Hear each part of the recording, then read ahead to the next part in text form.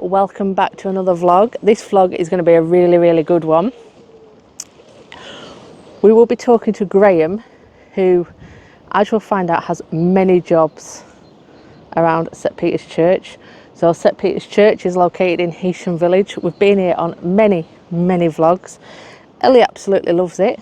Yeah, we just wanted to share the history with you, and Graham so kindly said he would give us a little history lesson on the church. And there's such interesting stuff about the church, and I hope you find it really fascinating because, well, I did. Here it is. Let's go in and see what Graham has to say. Here's Ellie. We're going to go for a walk, aren't we? So when you are listening, well, when you are watching Graham in the church, Ellie wasn't with me. She was at home on her electric blanket, weren't you? So we're going to go for a walk, and we're going to leave you with Graham. Yeah? We'll go for a walk. So this is Graham, who looks after the church and the graveyards. You'll always see him about with a shovel in his hand. Yeah. And we're in the church even, but you are the font of knowledge. I don't know about We that, always come to you. We always come to you. Yes. So what is your job here? What do you do? Right. Well, at 59 I retired. I was a heavy industrial electrical engineer, totally stressed and burnt out. And I decided that I had to do something because my wife had died, so I need something. I can't just stay at home on my own. So I had a word with Roger Cornthwaite, who cut the grass here. And I said, Roger, I'll come and give you a hand. And that's how it all started. It all started because you get no stress out, because this graveyard, these won't mind you. They won't be on about health and safety and when this machine is going to be ready. So I came down here, and then it sort of blossomed. So my role at the moment is church warden.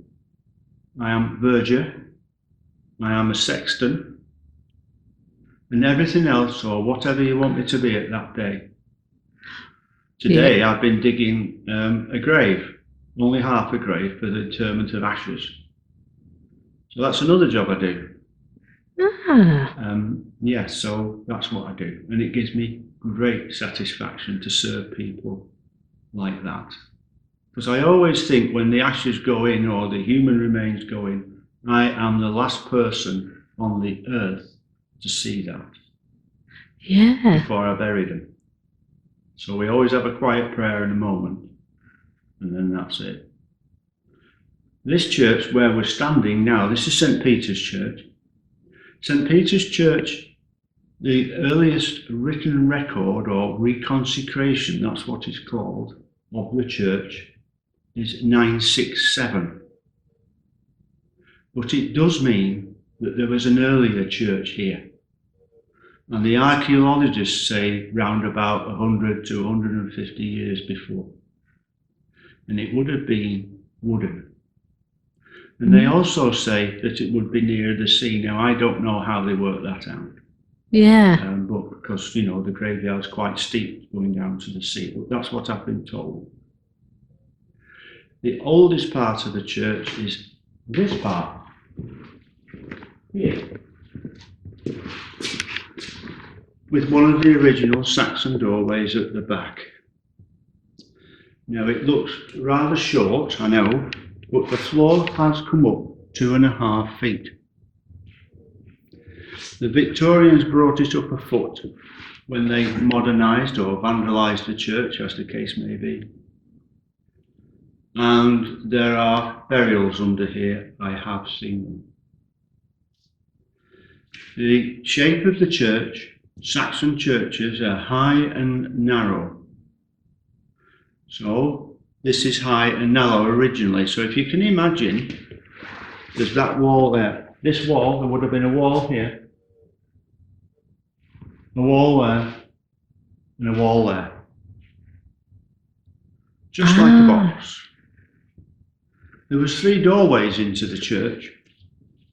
There was one in the south aisle south wall, and they did find it one in the north wall in 1862/1864, which has been repositioned right in the corner of the churchyard.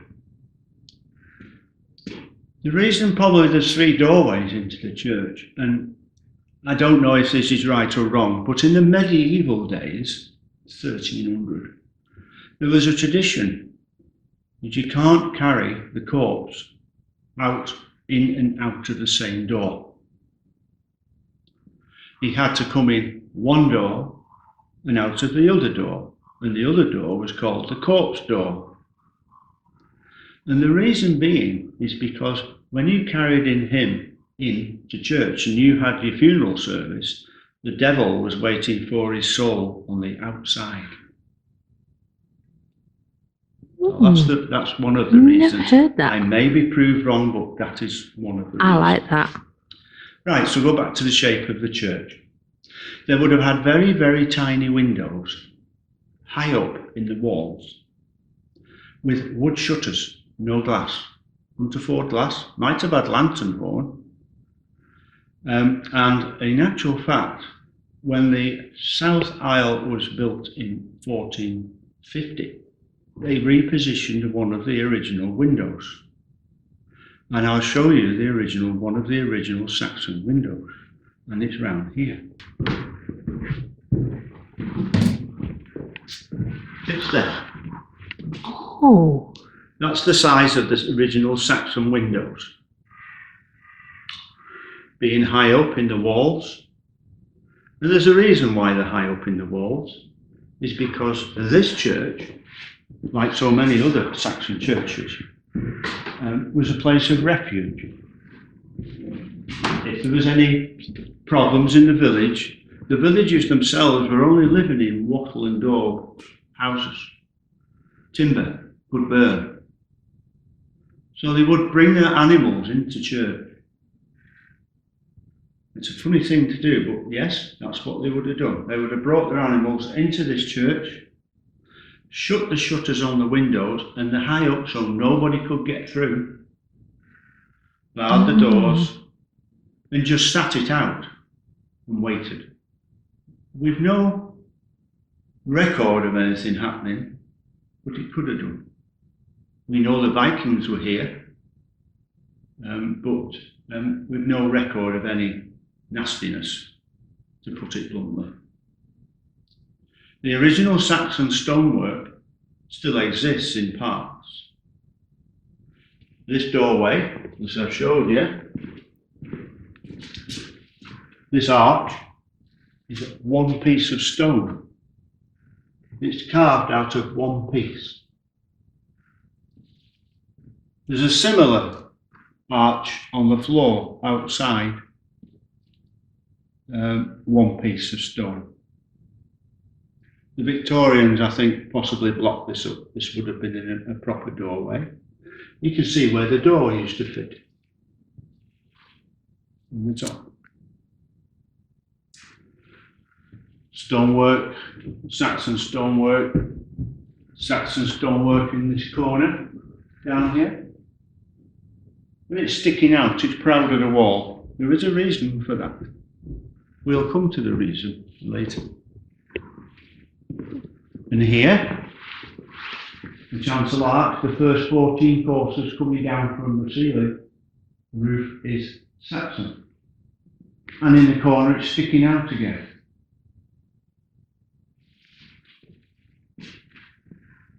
In 1330, they decided that they wanted to put a chancel on the end of this church. So they punched a big hole in the wall, put the chancel arch in, which is not a true arch. The keystone's not in the middle, it's more an ellipse. And they built this chancel, which has been heavily Victorianised. It would have originally had just box pews in. And they've reskinned it. But the tracery stonework in the window on the east window is right for 1330. The glass is Victorian. Now there's a window here, which is inside, but that's right for 1330. There's an opinion that that window has been repositioned. It shouldn't be there, but that's a matter of conjecture.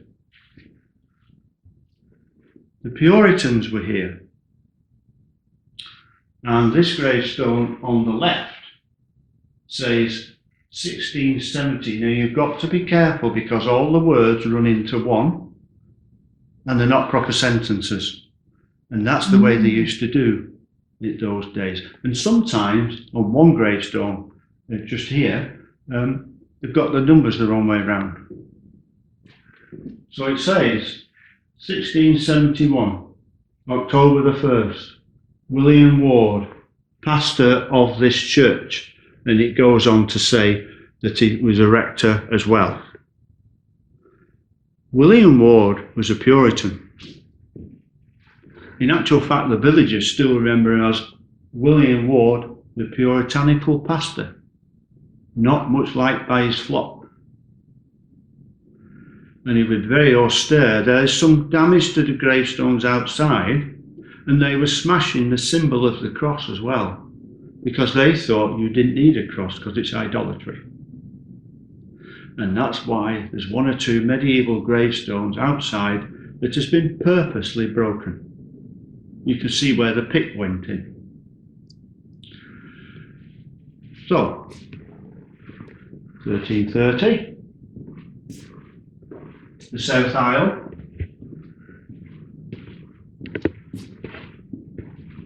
We've already looked at the window. The south aisle, 1450, built from that wall and it extended just to this archway here. These windows here were probably in the wall of the chancel. One's Gothic, that is a 1330, 1400 window. This one is earlier. This one is Norman, because it has Norman arches on the top. You can see the stonework has just been shoved into this wall. It's like if this mason's been in the pub and he's had a good day in the pub and he's come back to do a bit of stonemasonry and it's not right good.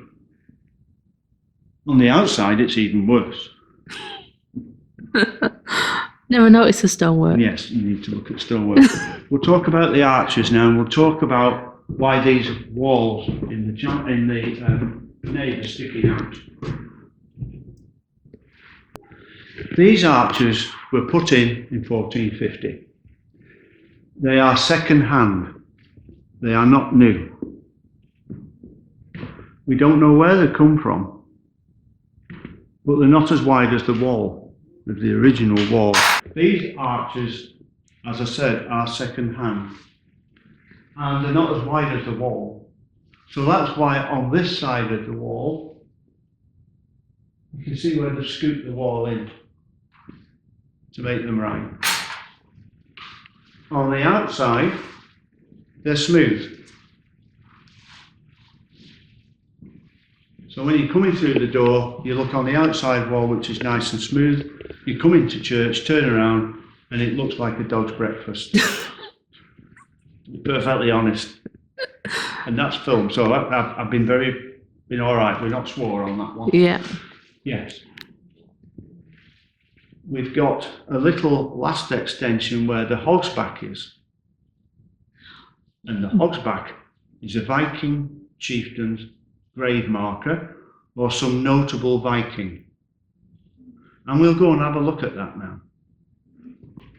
So here we are in the this little part here up to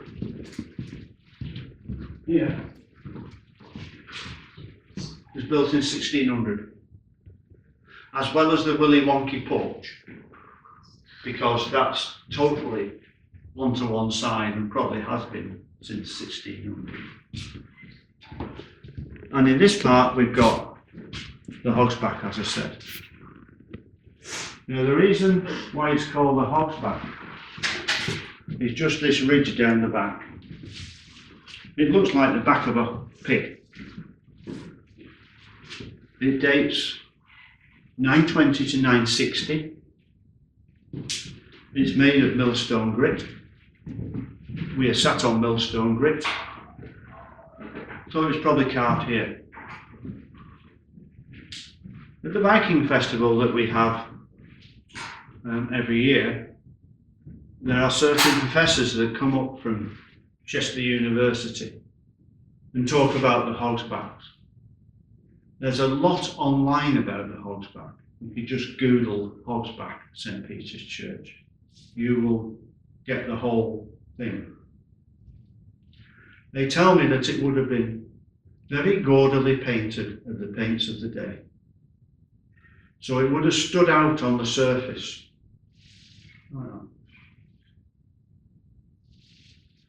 And the body would lie under it. When they found it, roughly 1800, 1810, 1820, it was buried. They found it while digging graves on the north side of the church, that side, not the sloping bottom, not that graveyard slope into the sea, but just on the level bit. And they got it out of the ground, and there were some bones under it, and some arrowheads. Unfortunately, we don't have the arrowheads or the bones. We've got nothing, we've just got this. They dug it out of the ground, and they wouldn't allow it in church because it's pagan. And it was positioned opposite the stone coffin outside, but I remember it being there. And it wasn't protected, there was just a bit of chicken wire around it, and that was it. In roughly around about 1967 to 1970, I wasn't here then, so I don't know the exact date, it was brought into the church. And the reason being is because this side is weathered.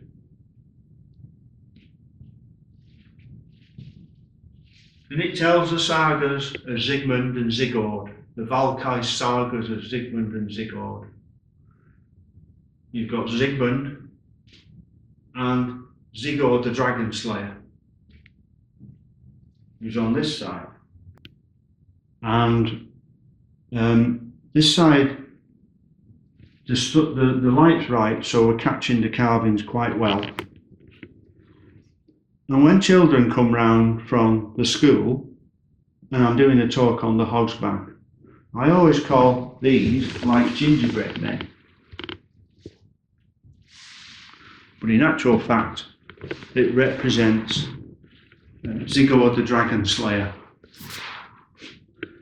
And this is where Tolkien got all these ideas for Lord of the Rings, all that, because it's all to do with that. And what he has to do, this person here, is he has to have a special sword made, because you cannot kill a dragon with any old sword. So here he is. He's supposed to have a sword in his hand. Now, whether he did or not, that's a point of conjecture. This is his horse. And it always bows his head in reverence to him. This is reputedly to be gold. Gold on the back of the horse. And this is Fafnir the dragon. He looks like a snake. This is the mouth. That is the head. All the way around. And we've just got the tail here. I'm not going to go into the explanation of the Hogsback, because there are 6 interpretations of it, and I only know one. I can only just remember one. But do have a look on Google. It'll be much better for you. As I said, Google St Peter's Church horseback stone and do the same in pictures. And each one of these characters are tagged. So you can read the sagas, look at the pictures. It's much better. You can see it more better. So going on to the history of the church, the last extension that was built on this side is 1810, 1820. So they took that wall down, they built this, and it was built for the Sunday school. So I'm told. And when they were digging this out, by the path there's a stone coffin. That is an actual stone coffin. If you look inside the stone coffin, you will see the person has got rests here for his head, and knee rests and ankle rests. And it's about the size of a 12-year-old girl. Because I know that because I had a 12-year-old girl try it out once when it was a nice dry summer. And Sarah's totally batty. So she jumped in there and just tried it for size. When they opened the coffin up, which was against the chancel wall here, it had a skeleton, and on the skeleton's chest was a chalice. This is the chalice. Here. It's just made of pewter. It's not silver, it's not gold. This was a very poor church and still is, and I know you'll probably laugh at that, but it is. They found 2 gravestones, and they're here.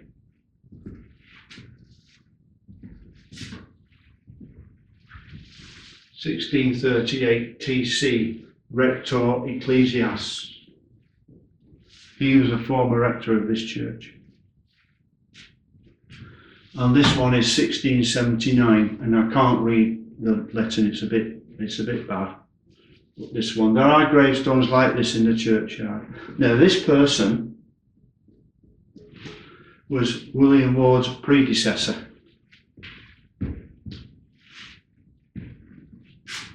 The window in the end was put in 1965. It's the last window, and the person called Ida Wilkes bought it and paid for it in her memory of everybody. On the left-hand side, you've got St Patrick. And St Patrick is over his shoulder, he's got St Patrick's Chapel. And of course, he's the patron saint of Ireland. So at the foot of this staff, he had snakes. So St Patrick was reputed to have rid Ireland of snakes.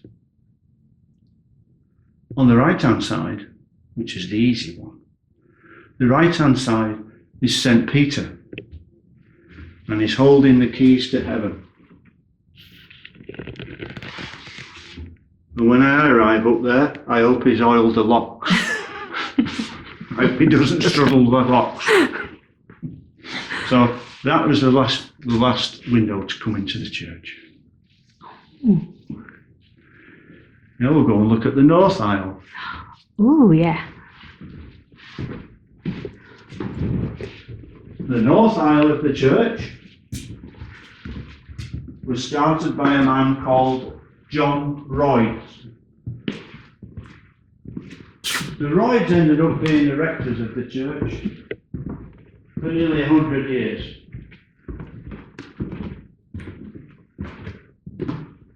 And in those days, they had to buy their way in.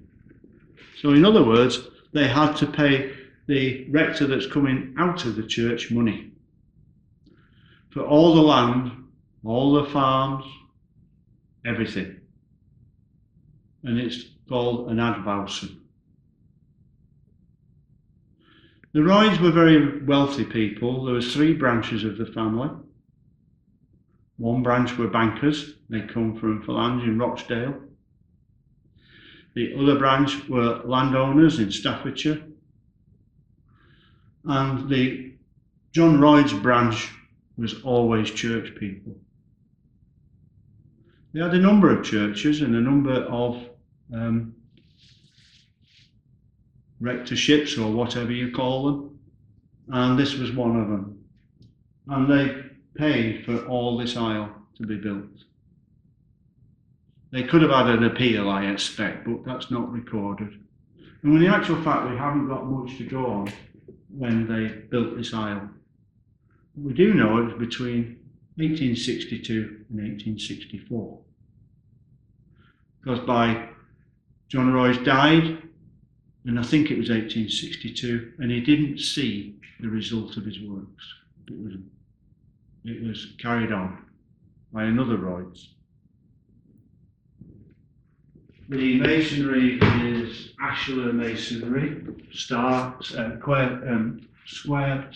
cut stones, and it works with the Saxon axe cut stones. It's a remarkable aisle. It seats quite a few people, but it's very cold when the wind's coming off the sea. I can believe you me, you're heating half of Heysham up. And on this end, these two artifacts here, we've got what is thought. Now, there's a few stories with this. It is thought to be a medieval floriated crossgrave marker. It would have been very, very, very expensive to do, because all the stones cut out, and this is in relief. Very wealthy person to have this. We don't exactly know whose it is because there's nothing marked, but it is thought to date from 1220 to 1240. Some students from the university come down with the professor and the lecturer, so I'm just repeating what I have heard. And it's all to do with the shape of the pommel on the sword. Apparently that's 1220 to 1240.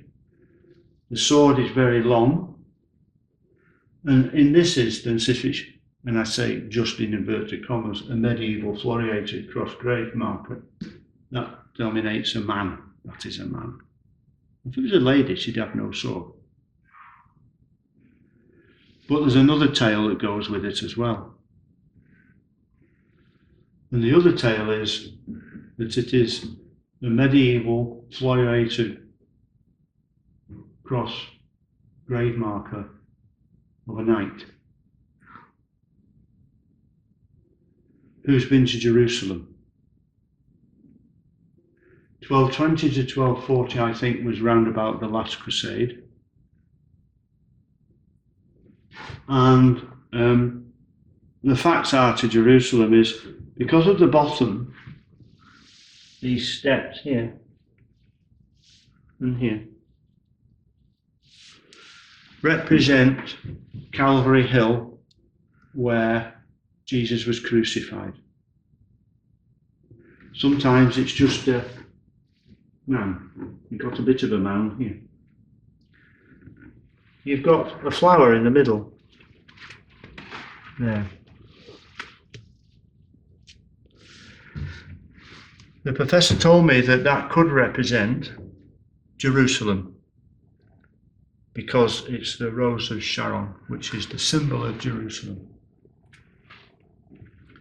Coming up the cross shaft, all this new leaves growing again. So he is convinced that he will live through through the resurrection and live on in heaven. But also, this could represent Aaron's rod out the Bible. We've lost a little bit in the middle. And they're looking at this here. Now, the 12 tribes of Israel, this is in the Old Testament of the Bible, were trying to pick a new leader. And they couldn't decide. So they decided, because they couldn't decide, let God pick a leader. So all the people, the leaders of individual tribes, put their staff of office into the tent of meeting, and that the tent of meeting is where God used to talk to the people in the Old Testament. It was a place where, very holy place.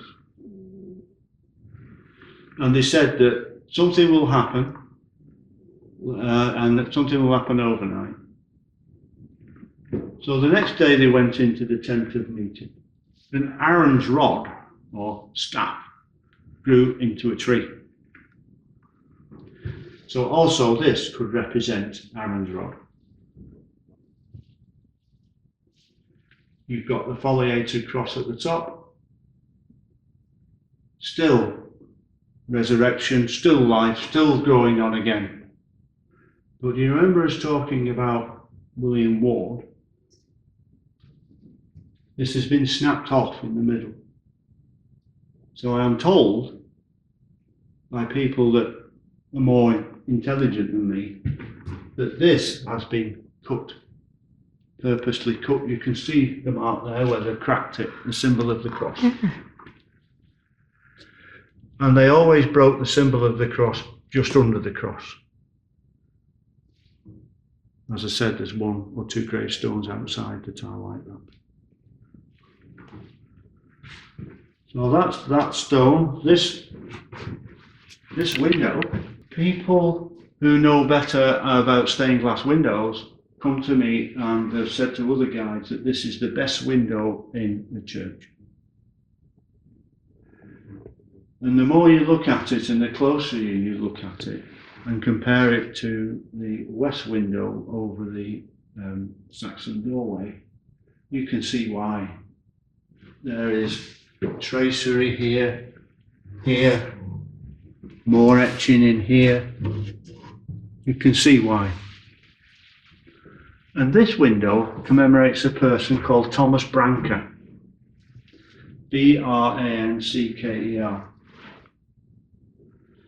And he was a prosperous wine merchant who came from Liverpool. And he married into the Wright family. Not Wright R, but Wright W. And they were very, very prosperous landowners. And he died in 1894, aged 100. Died 22nd of February 1894, aged 100. Opposite here outside, there is 2 rail graves. He's buried in the right-hand one with the Wrights. And they live on the head, in the big house on the Heysham head. Oh yeah. His wife died, and I think she was round about 96. And that's an incredible age for them. And what are they representing? They're representing St. Simeon. That's St. Simeon, and he's holding the Christ child. And when Christ was presented to the temple as a baby, as he should, St. Simeon said that, "Let me now depart in peace, because I have seen the God." So he died. On the right-hand side is the Apostle St. John. St. John is reputed to be the longest living apostle. So you've got youth, old age. It's all symbolic. Looking the other way, we've got the organ. It is a complete, although a little bit altered, a complete church organ, wind operated. It's reputed that the organ itself, the organ case definitely that remains, come from Windsor. And the reason being is because one of the Royds, as I said, was all in the church, that branch of the family. One of them was a curate at Windsor. And there's a packing case label inside, and it says from Hunt's Organ Builders, London, to Heysham Parish Church, and it gives a date of 1871. It's been cut and shut to get into that little place, and not much of the original workings remain. But it's absolutely marvellous, and we have an organist who plays it. We've just appointed him, and yes, it's a good tone. It's maintained by Wells of Liverpool, which are organ builders, one of the best in the Northwest. There will other people, no doubt, will context that, but they are. And in the restoration of the North Aisle ceilings, early on last year, the organ was cut in half to get the scaffold across. Ah, right, yeah. Right. So the organ case was all down here, all the pipes were down here. I've got some photographs of that. And we had 3 ceilings replastered. We had a little bit over the organ. We had the chancel, and we had where the hog's back is. At a total cost of £44,000. All parish funded. Before the Victorians, before the Royds came, if we look at this side now, if you imagine that as a blank wall, no arches, that's the outside wall. There was 2 galleries against the wall. We have photographs prior to before they altered it all. There's a gallery here, access from outside. There's the doorway. And the gallery was here against this wall. And there were steps outside, coming down to where the doorway is. So this doorway was in use. On the other side, where the pulpit is and the hymn board, there was another gallery. Yeah.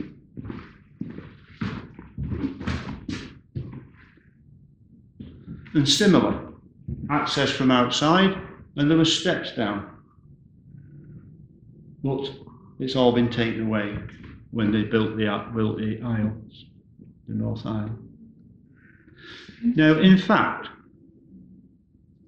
and in village gossip,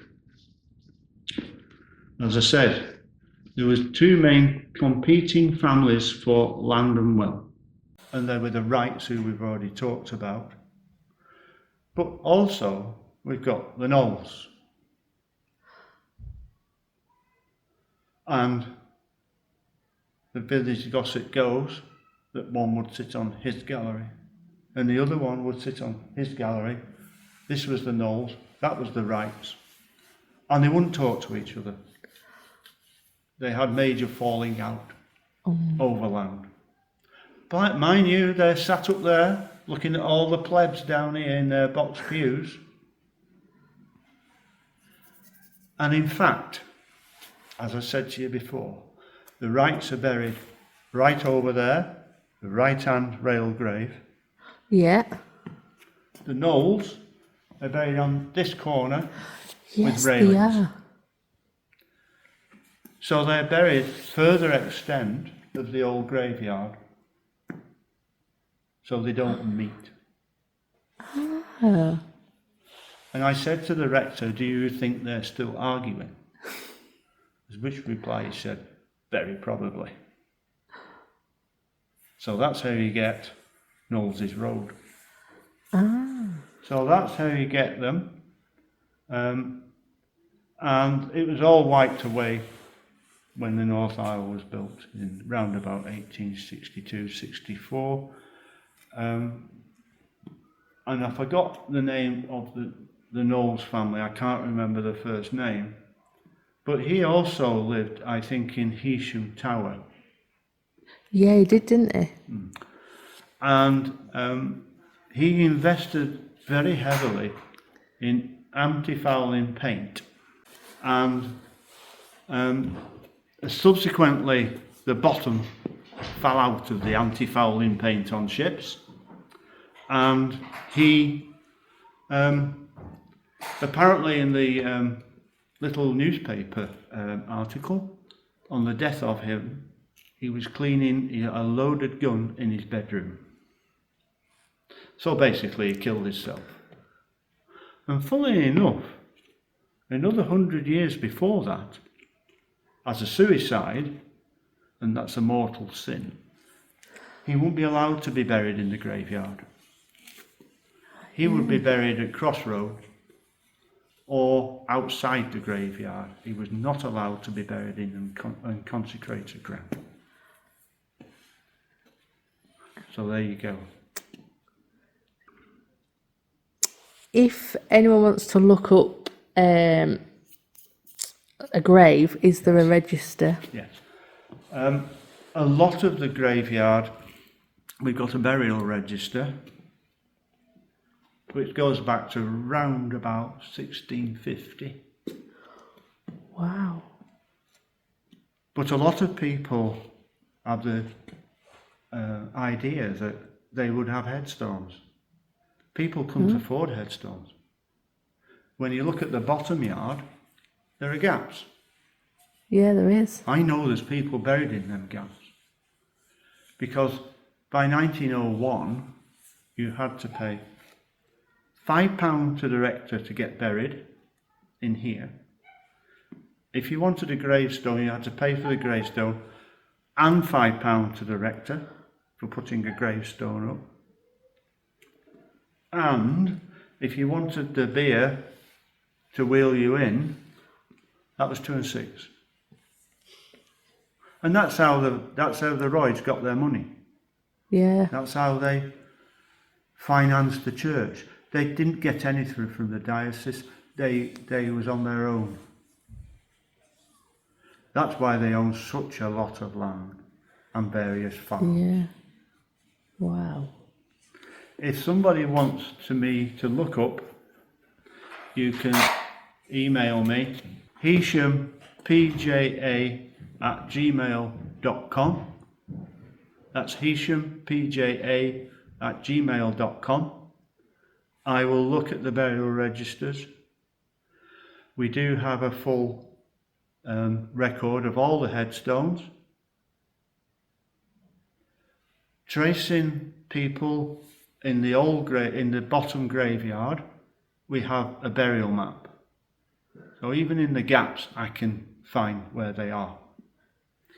In the new yard, what we call the new yard, which is at the back of me, that was started in 1953.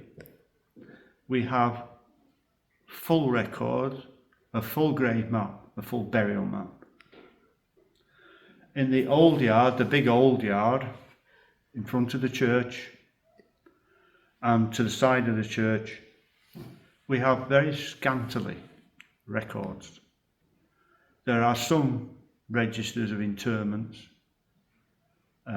There's some records of where they are, but they're very scant.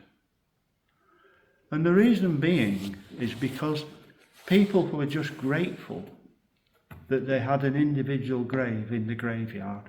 They didn't have a common grave where you were buried with 10 unknown people, as in the cemeteries, the big cemeteries. And also the grave diggers here, there was father and son grave digger. It's in their head where people are. And I can't ask them now. I can't ask Christopher Cornthwaite, who died in 1931, who started digging graves in 1914. And I can't ask his son, Robert Cornthwaite, who started digging graves in 1931 when he was about 19, and he carried on till 1956. When the Royds finally left the church, they were employed by the Royds, and the Royds left, and he went to go and work for the Parks Department. I think he'd had enough digging 6 to 9 foot holes. Yeah. Yes. Oh, and then one last one. You know, over there you've got the arch. Yes. What's that from? Is that from an old Yes. opening? The arch, freestanding arch. Yeah. Yes, okay. As I said before, when they found the doorway in 1862 or 1864, when the north aisle was put on, they found the doorway on that side. That doorway has been rebuilt, block and stone to stone, right up in the corner. I don't know why it's up there. I would have put it by the path here, but no, it's right up in that corner. That doorway, and there's a plaque on it, tells you the history of the doorway, was in that wall. Just by that pillar, where the arch is. They found it there. It was about 8 foot across, 8 foot from there. And that's how we know the floors come up 2.5 feet. Because when they dug down, the threshold was 2.5 feet down. That's how we know that. See, you know everything. No, I don't. You do? I don't think so. Yeah. I think that's what I'm Yeah. You answered all my questions anyway. But no, thank you for your little tour. It's a pleasure. And do you ever do tours? Yes, there's a guide here. There's always guides here. And there's a guide here on Wednesday afternoon, Thursday, part of the day, not all the day, and Friday. Cool. And on Saturday mornings, when the verger, come gravedigger, come sexton, come churchwarden, come everything, and his mate, Philip, is cleaning this church ready for Sunday, we do guided tours. Oh, cool. And if anyone wanted to donate to the church, Yes, can they do it? Being Church of England, we like a little donation. Yeah. There is a slot in there, it says collection for St. Peter's. Yeah. They can put money in there. Also next to it there's a card reader. Hey. You see? You're good, aren't you? So we get you both ways, really. Yeah. Yeah. And if anyone's watching this that lives abroad, if you want, you can send us, like me and Baz, money via PayPal, and we'll actually film donating it here. Yes. We'll send them a little video donating it. The cost of running this church, which we get no financial help off the diocese to, we have to pay the Diocese of Blackburn £74,000, and then we get so much knocked off because apparently we're in a poor parish. Although there's 22,000 people living in our parish, it's one of the biggest in the northwest. Obviously they don't come to church, which is fine. I have no problem with that whatsoever, but I'm just reeling off the figures. Yeah. So it costs us £2,000 a week to run this church. And for that, we're not in a shared benefice. In other words, our rector, and we've still got our own rector, we don't share him with any other parish. There are churches in parishes, and you share one man in between, say, 13 churches. I get the priests in here regularly. So I'm we're very privileged to have our own rector. He lives in the rectory. If we get any problems in the church or I want to see him, I just bang on the rectory. Which we're very lucky for that. There's another church in the parish called St. James. St. James is a modern church. It's 1997, which is modern for Heysham. St. James is next to the Old Hall pub. And dare I say it, the younger people go there, and it costs an awful lot of money to run that church. We have just spent £1,500 for new distribution boards.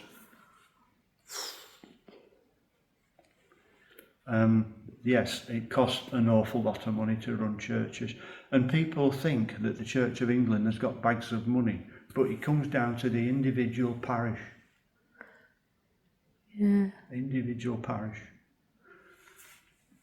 Yes, so that's my berating of money. So if anyone wants to donate, let us know and we'll tell you how, or we'll do it for you. Yeah, that'd be excellent. But thank you for your time. It's an absolute pleasure. Yeah, we love bumping into you in the graveyard. As you say, I'm usually mowing, grass, cutting, or digging. Usually grave digging. But no, thank you for your time. It's a pleasure. So that was Graham giving us an amazing history, part history of St Peter's Church here in Heysham Village. If you do visit, they do have a little tea room just opposite as you come out of the church. We will put the address again here if you do need to find any graves, if you're doing an ancestry or something like that. And also, if you do want to donate, feel free just to get in touch and we'll tell you how you can do it. We can do it for you, and then we'll send you a video of us donating on behalf of you. But yeah, I think that's all that's really to be said. Obviously, a massive thank you to Graham, because without him, this vlog would not be happening. And I'm sorry I'm in my my walking clothes. So Ellie obviously wasn't here when we did the vlog. She was at home on her electric blanket. But yeah, so I just wanted to say a big thank you to Graham. And also, when the warmer weather comes in, Graham did mention about doing a graveyard tour. There's a lot of interesting graves here with fascinating stories, some quite sad, but it's part of life, isn't it? But yeah, he's going to give us a tour of the graveyard. So I did ask Graham about one of the graves just down the stairs, and it's in the shape of a pyramid. And I said to him, why is it a pyramid? To which he replies, so the devil can't sit on it. How cool. So interesting. But hopefully we will learn more stories about the graves here. So we're just hoping for the warmer weather. If you do come to Heysham, to St Peter's Church, please, if you can, leave a donation, have a walk around. It is beautiful. They have benches just there. You can sit down, look over the bay, especially on a summer's day. It's beautiful. And yeah, just come and pay the old church a visit. So, hope you enjoyed the vlog. If you did, please give it a thumbs up. Please like, share, comment and subscribe. I'm wondering what Ellie's getting up to. And also another big thank you to Graham. So thanks for watching, and we'll see you in the next vlog. Ta-ra!